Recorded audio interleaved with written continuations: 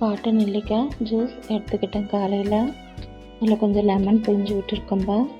பெரிய வெங்காயம் 3, தக்காளி 2, இஞ்சி பூண்டு கொஞ்சம், தேங்காய், ஒரு மிக்ஸி ஜாரில் கடலை, தேங்காய், கருவேப்பிலை, பெருஞ்சீரகம், கசகசா, அதுக்கப்புறம் கொஞ்சமாக புதினா தழை, இதையெல்லாம் போட்டு அரைச்சி எடுத்து வச்சுருங்க ஒரு ஓரமாக. பட்டாணி ஒரு 200 கிராம் பட்டாணி எடுத்துக்கோங்க. அதில் காலிஃப்ளவர் சின்ன சின்னதாக கட் பண்ணி சுடு தண்ணியில் போட்டு எடுத்து வச்சுட்டு, அதுக்கப்புறம் பட்டாணியும் காலிஃப்ளவரும் ஒன்றா வேக வச்சு எடுத்து வச்சுருக்கோங்க. சுடு தண்ணியில் போட்டு எடுத்திங்கன்னா அதில் புழுகு இருக்கும் கொஞ்சம் கொஞ்சமாக காலிஃப்ளவரில். அது கொஞ்சம் இறந்துடும். அதை நல்லா கழுவிட்டு அதுக்கப்புறம் நம்ம போட்டுக்கலாம். காலிஃப்ளவரும் பட்டாணியும் ஒன்றா வேக வச்சு எடுத்து அதை அப்படியே வச்சுருக்கேன் நான். காலிஃப்ளவர் ஏற்கனவே சுடு தண்ணியில் போட்டு எடுத்ததுனால எதுவும் பிரச்சனை இல்லை. அதனால் அப்புறம் அந்த வேச்ச தண்ணியை நீங்கள் கீழே ஊற்ற வேண்டாம், அதை அப்படியே வச்சுக்கோங்க. நம்ம குழம்புக்கு ஊற்றிக்கலாம். வானலில் தேவையான அளவு எண்ணெய் ஊற்றிக்கோங்க. எண்ணெய் நல்லா சூடாகட்டும். அந்த பக்கம் நான் சாதம் வச்சுருக்கேன்ப்பா, புழுங்கல் அரிசி.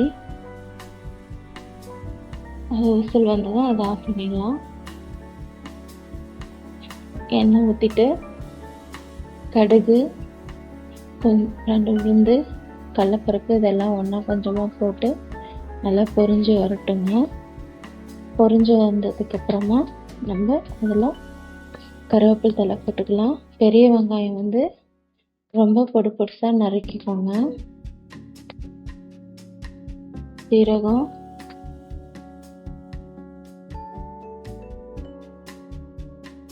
கருவேப்பிலை நல்லா பொரிஞ்சிருச்சு பாருங்கள். பெரிய வெங்காயம் நறுக்கி வச்சுருக்கேன், அதை அதில் கொட்டி நல்லா முடிஞ்ச அளவுக்கு வதக்கணுங்க.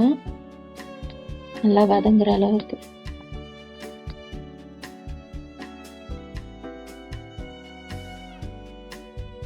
இது என்னோட 3வது நாள்ப்பா வெயிட் லாஸ் ஜர்னியில். நான் வாக்கிங் எல்லாம் எதுவும் ஸ்டார்ட் பண்ணல. ஃபஸ்ட்டு டயட்டை இது பண்ணிவிட்டு அதுக்கப்புறமா வாக்கிங் ஸ்டார்ட் பண்ணான்னு இருக்கேன்.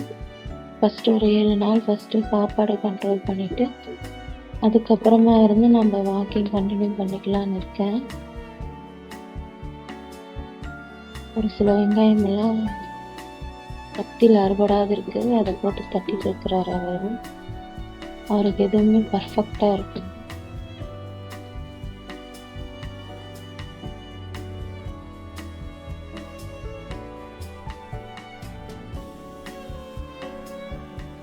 வாக்கிங் ஸ்டார்ட் பண்ணதுக்கப்புறம் கொஞ்சம் சீக்கிரமாக குறையும்னு நினைக்கிறேன். வருஷம் ட்ரை பண்ணி விட்டுட்டே இருக்கேன். இந்த வருஷமாக கரெக்டாக இருக்கணும்.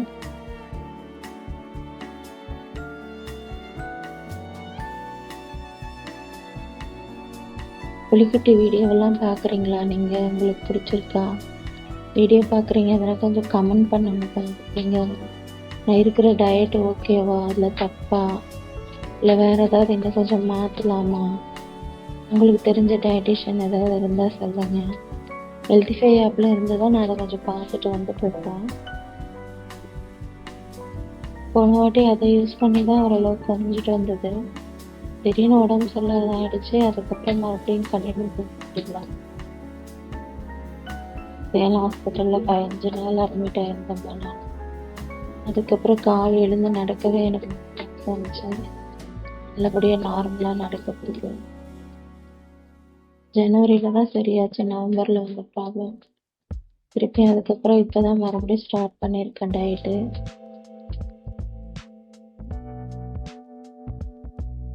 பேசுகிறது கொஞ்சம் நான் மைக் இல்லாமல் பேசுகிறேன். என்னோட ஓன் ஃபோனில் ரெக்கார்ட் பண்ணி அதுக்கப்புறம் வீடியோவில் கனெக்ட் பண்ணுறேன். மைக்கு வாங்கினதுக்கப்புறமா வேணால் உங்களுக்கு நான் கொஞ்சம் சவுண்ட் அதிகமாக வர மாதிரி பேசுகிறேன்ப்பா. முடிஞ்ச அளவுக்கு ட்ரை பண்ணுற சவுண்டாக பேசேன்.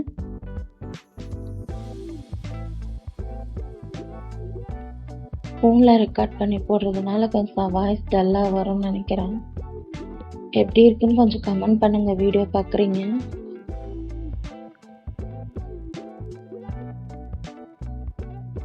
வெயிட் லாஸ் ஆச்சுன்னா எந்த அளவுக்கு வெயிட் லாஸ் ஆச்சுன்றதை நான் உங்ககிட்ட ஷேர் பண்ணுறேன். வெங்காயம் பாருங்கள் நல்லா இந்த அளவுக்கு வதங்கி வந்ததுக்கப்புறமா இஞ்சி பூண்டும் காட்டினோம் இல்லைங்களா, அதை வந்து மிக்ஸி ஜாரில் சின்ன மிக்ஸி ஜாரில் போட்டு பேஸ்ட் மாதிரி பண்ணி எடுத்து வச்சுருக்கேன். அதை நம்ம எடுத்து போட்டுக்கலாம்.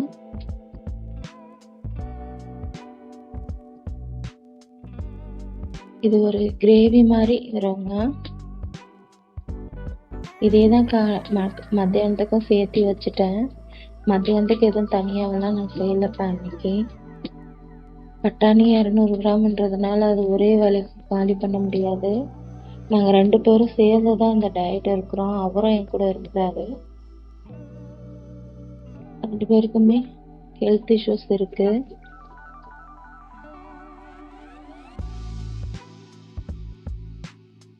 பூண்டு பேஸ்ட்டு போட்டு நல்லா அந்த பச்சை வாசம் போகிற வரைக்கும் நல்லா வதக்குங்க.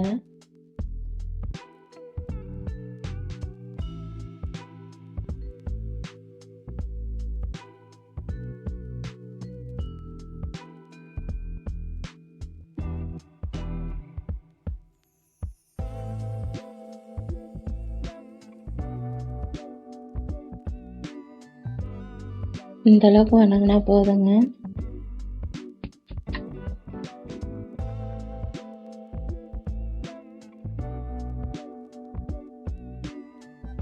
தக்காளி பொடியை நறுக்கி வச்சுருக்கேன்.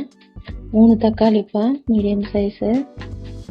அதையும் அதில் போட்டு நல்லா வணக்கிக்கோங்க. தக்காளி நம்ம கொஜ்ஜி செய்வோம் இல்லையா, கொஜ்ஜி அந்தளவுக்கு வணங்கணும். அது ஒரு 2 கட் பண்ணல ஒழுங்க, அதை போட்டு தட்டிட்டு இருக்கிறாரு.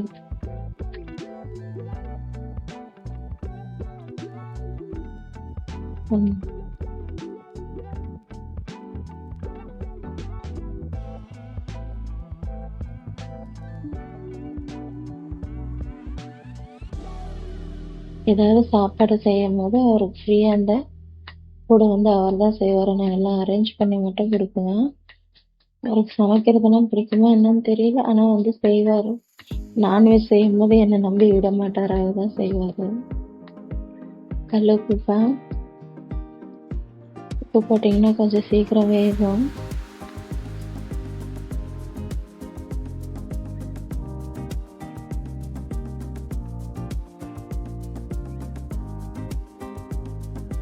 அவர் செய்கிறது நல்லா இருக்கும். ஆனால் நான் செய்கிறத விட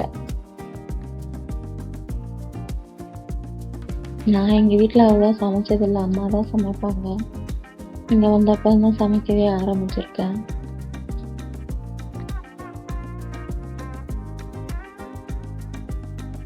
நம்ம தக்காளி நல்லா வெந்து வரட்டும்.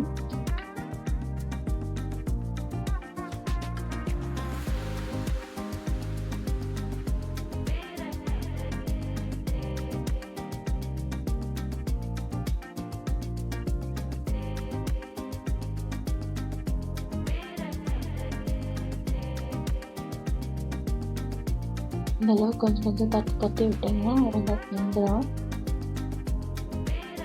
இந்த டைமில் நம்ம இருக்கிற மசாலா பொடியெல்லாம் கொஞ்சம் கொஞ்சமாக போட்டு நல்லா வதக்கி விடணும். நம்ம கூட்டை ஆட்ட போகிறதுல தேங்காய், கடலை, சோம்பு, கசகசா, பொட்டுக்கடலை ஒரு 2 ஸ்பூன் போதுங்க. கருவேப்பிலை, கொத்தமல்லி தழை, அதை வந்து பச்சையாகவே வணக்கம்லாம் தேவையில்லை, அப்படியே ஆட்டி எடுத்து தனியாக கொஞ்சம் வச்சுருங்க மிக்ஸி ஜாரில். கொத்தமல்லி தூள் நான் 1/2 கிலோப்பா கொத்தமல்லி வாங்கி பாக்கெட் போட்டேன். இருக்கிற எல்லா மசாலாவும் போடுவார். இங்கே கறி மசாலா மட்டும் இருந்தால் கொஞ்சமாக போட்டுக்கோங்க. மஞ்சத்தூள்,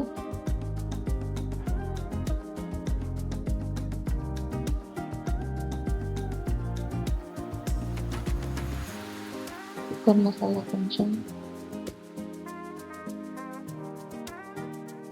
2 ஸ்பூன் மிளகாய், 3 ஸ்பூன் சிக்கன் மசாலா, 1/2 ஸ்பூன் போட்டு குழம்பு மிளகாய் தூள் ஆச்சியில் அதெல்லாம் வச்சுருக்கேன்.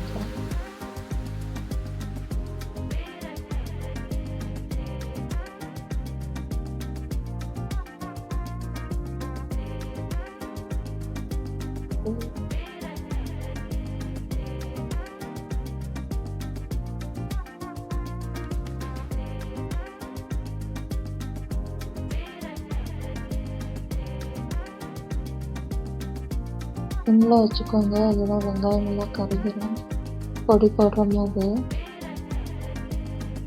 நீங்கள் யாராவது நான் செஞ்சதை ட்ரை பண்ணிங்கன்னா எப்படி இருந்துச்சுன்னு சொல்லுங்கப்பா. நான் இந்த மாதிரி செஞ்சு சாப்பிட்டு யாராவது ஒருத்தராவது ட்ரை பண்ணிங்கன்னா சொல்லுங்க. எல்லாருக்கும் அவங்கவுங்களுக்கு ஒரு ஸ்டைல் இருக்கும். இந்த ஸ்டைல் நல்லா இருந்துச்சு. எல்லா மசாலாவும் போட்டுட்டு நல்லா கலந்து விட்டுருங்க. கொஞ்சம் நல்லா மசாலாவோட பச்சை வாசம் போகணும்னு சொல்லுவாங்க இல்லைங்களா, அந்த மாதிரி போகணும். நல்லா கலரி விடுங்க.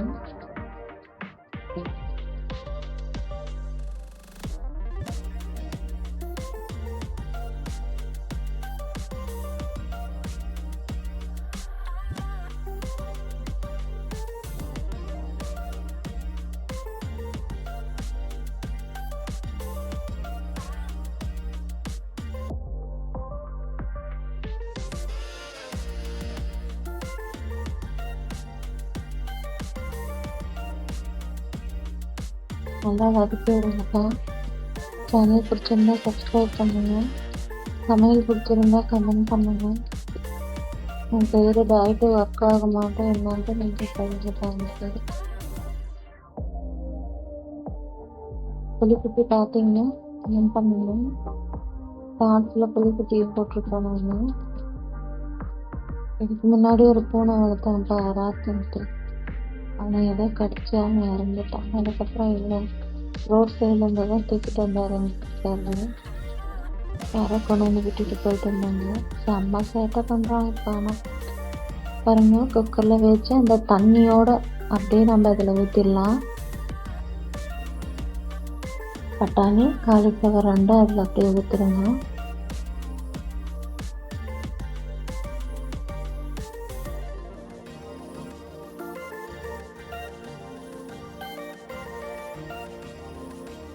நல்லா ஒன்றோட ஒன்று மிக்ஸ் ஆகணும், கலந்து விடுங்க.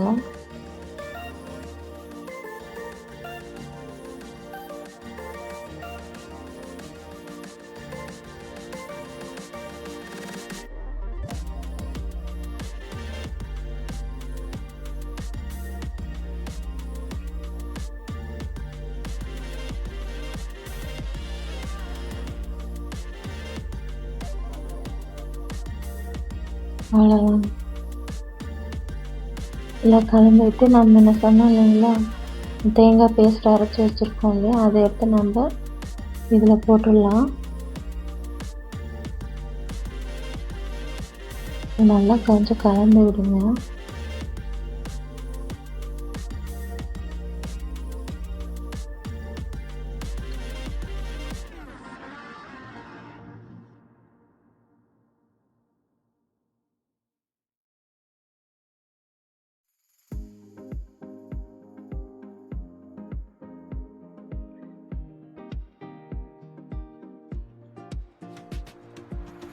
உப்பு செக் பண்ணிடுங்க. 2 பேரும் செக் பண்ணோம். செக் பண்ணிவிட்டு தேவையான அளவு உப்பு போட்டுக்கலாம்.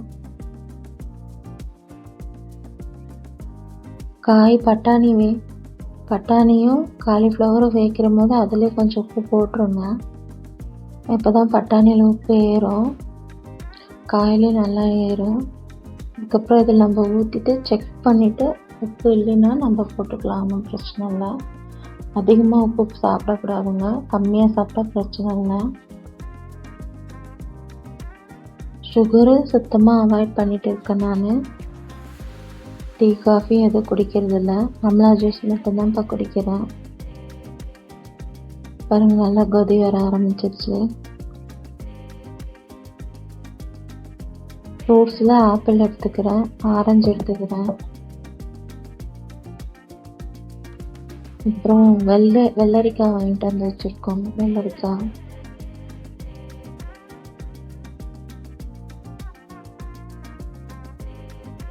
பாருங்க, நல்லா இந்தளவு கொதிச்சப்புறமா தேங்காய் ரொம்ப நேரம் கொதிக்கணும்னு அவசியம் இல்லை, பச்சையாக தான் நினைப்போம். அதுக்கு அரைச்சி வச்ச பேஸ்ட்டை அதில் ஊற்றி நல்லா கலந்து விட்டுக்கோங்க. அப்புறம் நம்ம இதில் என்ன செய்யணும், இதை நல்லா ஒரு கொதி வந்துச்சுன்னா போதும். தண்ணி இருக்கிறத மீடியம் எனக்கு அதில் வைக்கிடுவேன். இன்னும் தண்ணியோட தான் நம்ம கெட்டியாக தான் வைக்க போகிறோம்.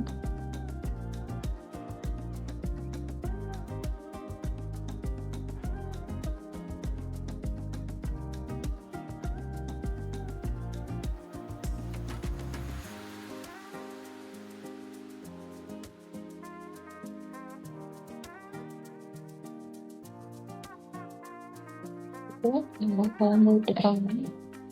எல்லாமே நம்மளோட மிக்ஸ் ஆகணும்.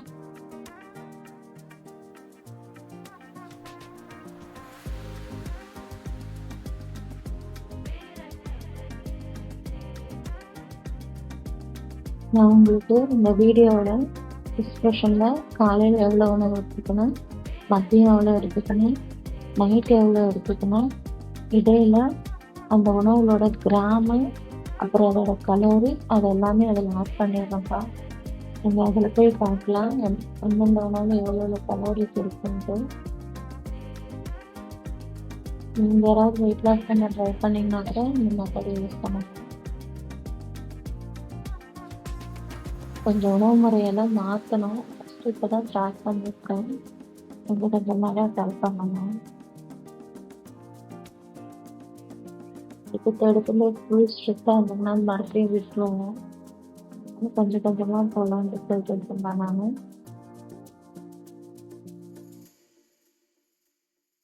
பாருங்க, அவ்வளோதான். நல்லா ஒரு கொதி வந்துச்சுன்னா நம்ம எடுத்து வச்சிடலாம். ரொம்ப டேஸ்ட்டாக இருந்ததுப்பா. யாராவது நீங்கள் செஞ்சு உங்களுக்கு டைம் இருந்தால் செஞ்சு பார்த்துட்டு எப்படி இருக்குன்னு சொல்லுங்கள். எண்ணெய் பிரிஞ்சு வந்துடும். வந்ததுக்கப்புறம் நம்ம ஆஃப் பண்ணிடலாம். காரம் பார்த்தலான்னு கொஞ்சோண்டு மிளகாத்தூள் போட்டுக்கிறோம். நான் லைட்டாக தான்ப்பா, இன்னும் இல்லை.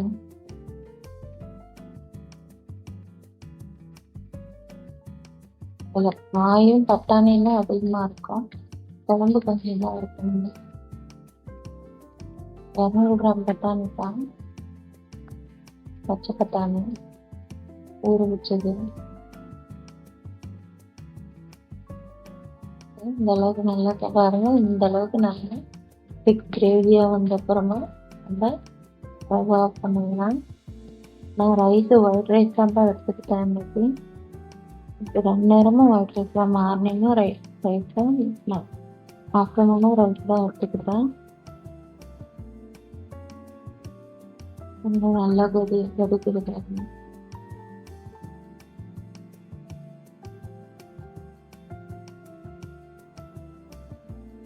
பிடிச்சிடும் கிளறி இடம்லாம். புதுசாக குழம்பு டேஸ்ட்டே மாறி போயிடும். இது கூட நல்லா இருக்காது. இது கொஞ்சம் நல்லா கிளறி விடணும்.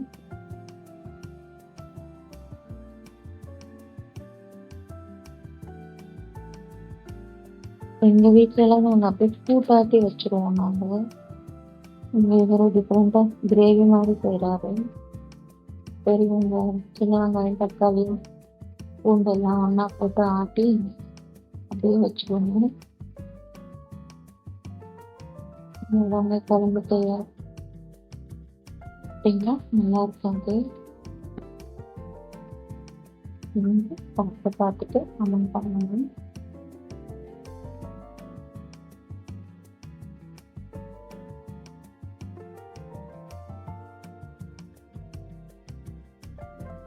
அந்த 1 கிராம் பவுட்டு, 1 கப், 1 கிளாஸ்